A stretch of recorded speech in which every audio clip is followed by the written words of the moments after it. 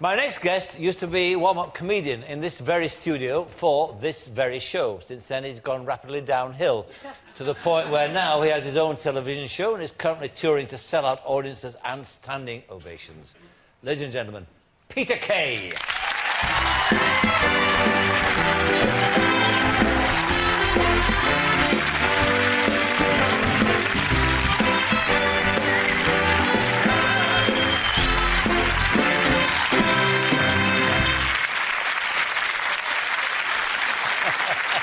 See you. You too. How are you? I'm very well. I'm very well. Sit yourself down. Is everybody all right? You can't get out of habit, You can't, can you? No, you used to do that for a living, didn't you, eh? I used to introduce you. I know you did. I mean, you've gone rapidly downhill since then, haven't you? That is, I'm signing on. Yeah. I'm signing on this morning. Joining the queue, are you? You're lucky I could fit you in. Job club. I bet you, what... Because your dad came down, didn't he, from the... My dad, yes, my dad came down for his 50th. I remember meeting your dad. You met my dad, you were lovely to my dad, actually. Sadly, he died that year. And he came down, he was 50 in the February, and then that Christmas he died. But you met him, and you were lovely to him.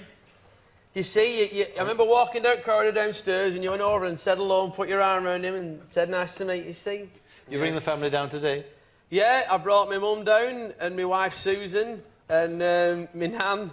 My nan has come. Does she, oh, she's a bit of a character, your nan, isn't she? Yeah, she is, God love her. She's, she put a flask up on train, which well, they won't know what that means, don't they? Will they? No, it's a put flask of tea. It's a flask of tea. That's right. Put a flask up means you brought... We're in first class, I treated them. Sorry, you treated us.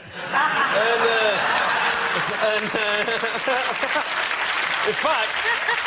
I've got the receipts. And she brought some sandwiches. So when they came down first class with trolley, we had a Tesco's all nut bar and sandwiches out and a flask of tea. She said, the tea's stewed, Peter. Taste out. That's tea. That's tea. That's my tea, that. God love her. But she's always coming out with great... She said a great thing the other night. Did you see... Because that ran last Sunday, Stanley Kubrick's a chocolate orange, she called it. Did you see a chocolate orange? Stanley Kubrick.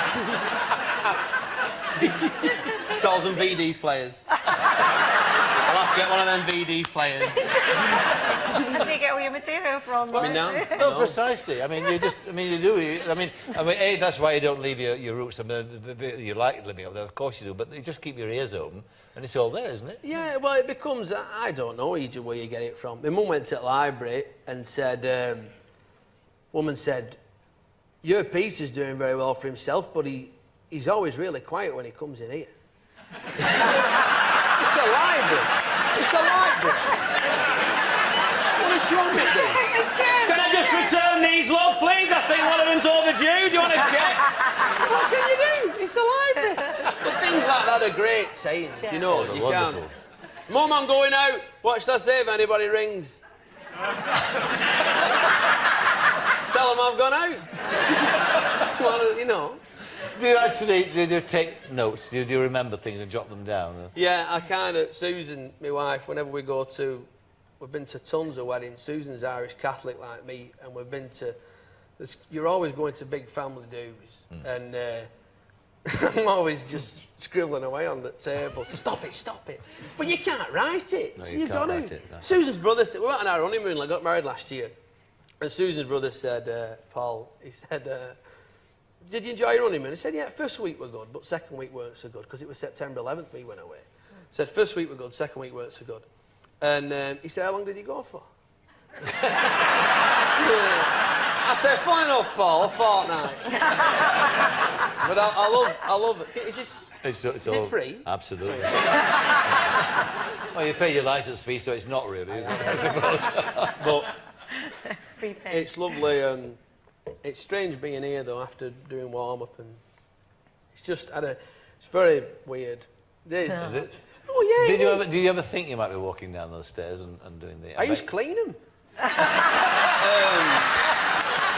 not usual. They don't make the other one. No, they did. Well, I know, that's why I left, because They were giving you I thought I'm doing too much here, you know. I'm going around with pledge at Dyson. And, But when you were down, when you were here, I mean, that was what, 1998, wasn't it? Yeah, That 98, time. Was the Phoenix Night bubbling away in your brain then? Was the notion of it coming to the front? Or what? Well, no, because I mean, I always worked at part-time jobs all my life, and I mean, it's not that my mum and dad didn't encourage me to be a comedian, but I could never settle in jobs because I were always, after about 4 months, I'd get sacked. Not for like, usually because I couldn't do the job, because most of the time, I was spending most of the time. It was like I wasn't there. It was like a lot of managers watching going, "You're damn right you weren't there, and you're not there now." But what kind of jobs did you do? oh, I started off packing toilet rolls and in Franny Lee's in Bolton, and I started doing that, and then I progressed to Netto. Are you familiar with Netto? No, I'm not. No. And what did you do there? I used to just stack shelves, and then I lasted about 6 months there. And then I had all kinds of jobs: theatre, box office, cinema usher, bingo. Worked in bingo. I used to wash cups, and I got sacked from there for putting wrong fluid in dishwasher, and they come out dirtier than when they went in. But there were some great stories at bingo, which I used in that Peter Kay thing. I remember one night because I used to send you out collecting like cups, but when they're playing bingo, like you shouldn't. If you go, hey, Yeah. because they're playing, it's big money, you know. And it's like a religion, you know, and they'd be collecting. I remember one night I were up, and this woman, something happened, I don't know, she must have had some kind of, but she couldn't take it, or what, I don't know, but she had some kind of, she fell over, off a chair, you know. And they shouted, Tom's doing, calling, 4 and 1, 41, 5 and 3, 53. Supervisor. Why did a supervisor come over and help this woman? Because they put her in recovery position. So everyone carried on calling, and I'm thinking, this woman's, you know. But then he wanted another supervisor to come over and help her husband, because he were doing 2 books, right? He were doing his own and his wife's, and he couldn't manage. You know, 2 books. Scandalous. I'll tell you another one. I used to be an usher. £2.40 an hour and all the sweets I could eat. I tell you. I used to tell people endings of films as they were coming in. I'd say, there you go. I used to rip tickets and thread them through a needle. I'd go on a course. And I'd tell them endings of films. I'd say, there you go. 2 for 6 cents. I don't think Bruce Willis would be a ghost. Enjoy the film. You'd love this. You used to get people in coming up to kiosk with prices. What's that about? That senior citizens. I said it's like a Mexican version of Cocoon. Senior citizens. But once we had a guy come in one Saturday afternoon. He came in, this guy, and he had a. God love him. He come in and he said, I don't feel very well. He said, and I think I'm going to have a fit. And I went, oh God, oh God. He came in and he went into, we put him in the corner and he laid down. They went and got the manager and projectionist Alan, he was from Job Club. And he was only partially sighted dwarf projectionist I've ever met in my life. He had a pair of binoculars and a stool. And they went and got, oh, you were a diamond, Dave. They went and got in and they came down and saw this man, put him in recovery position. What are you doing to this poor man? No, I'm telling him, no, listen. And then, but listen to this, we had 200 kids in Toy Story. So I said, what are we going to do? Because if they pile out and they see him here, they'll be all pandemonium. They rang for ambulance. So I said, what are we going to do? And the manager said, get that. And it were a 6-foot cardboard cutout, a flipper. Right? And they carried it over and they sat it in front of him. And all kids come out, you know, and I said, oh, God, you can't do that, you can't do that. You know, that's awful. And paramedics come and said, where is he? I said, he's over there. Behind Flipper. You could just see his head, you know. So, oh, no. We shouldn't laugh. You should, no, you shouldn't laugh at it. No, you shouldn't laugh. We're not laughing at him. No, we're not. We're laughing at the Flipper. Flipper. But I love working at cinema. Because I love film, and then when the cinema shut, I went, you know, I was doing stand-up comedy, trying it out, and when the cinema shut, I thought, well, I have 2 choices. I can either go and get another job, or I can have a go at stand-up. And the reason why I love Phoenix Nights is because it's an affectionate look at a disappearing part of our past. It was certainly my past, and Lulu too. I mean, Lulu played all those stuff, didn't you? I mean, up north, and Did you ever? And Bob was coming on shortly, he did too. Oh, yeah, and it's I an know. affectionate look at them, isn't it? Because they're disappearing, aren't they? Yeah, well, I love clubs. I was kind of brought up going to clubs as a kid, and my dad, wherever you worked, if there were a foundry, you had a club nearby you'd go to, and I always went to them at Christmas, usually. I mean, we'd go on Saturday nights for different things, but usually I'd go when there were Christmas parties, and usually I used to watch the shoes, mate, because you'd have committee members, and about 3:30, I'd watch the shoes, because one of them would do a bunk at 3:30, and he was usually Father Christmas. And then they'd always say, can I have the 11 to 12-year-olds for Santa Claus?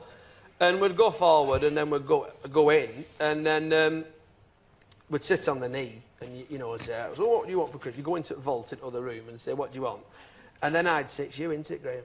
Because I'd recognise his trainers, you see. And he'd say, all right, sod off, don't ruin it for other kids. Just take your toy and go, will you? But I love that. And I loved... My dad always used to go to clubs. I remember one night I went to the club and my dad... shocking wind. It's, I think that's Andrews, that. My mum used to make fizzy orange with Andrews liver salts. Orange cordial. Oh, no. I know, yes. Oh, God. Yeah, paid for that.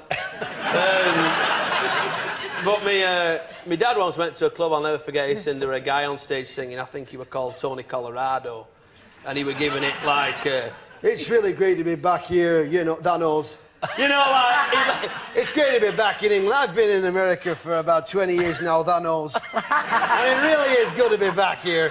You know, that knows. Letting it slip, you know. And he was singing, I think he was singing Wonder of You, Elvis. And I remember my dad, get right into it, my dad, he was singing away. And he got right to and he big finish, organist. That's the wonder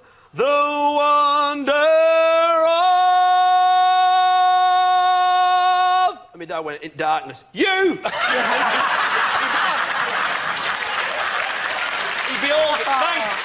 Thank you for ruining my act. You! Thank you. He was all right, though. I'll tell you another story. This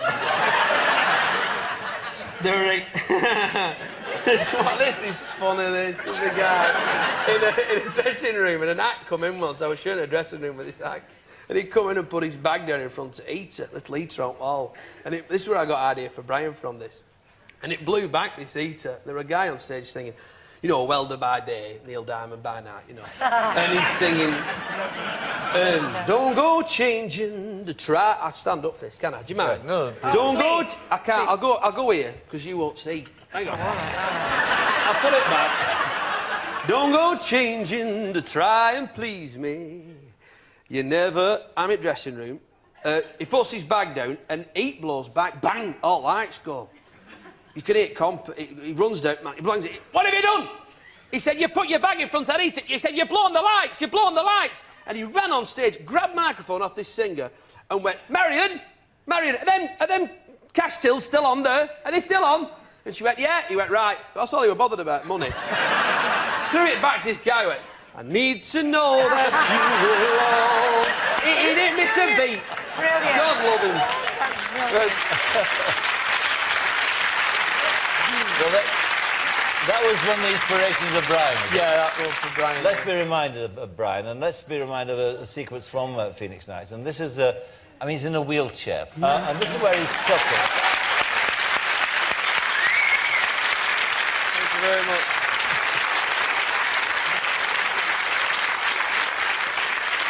It's a lovely, affectionate look, that of a disappearing part of the North. But why is he in a wheelchair?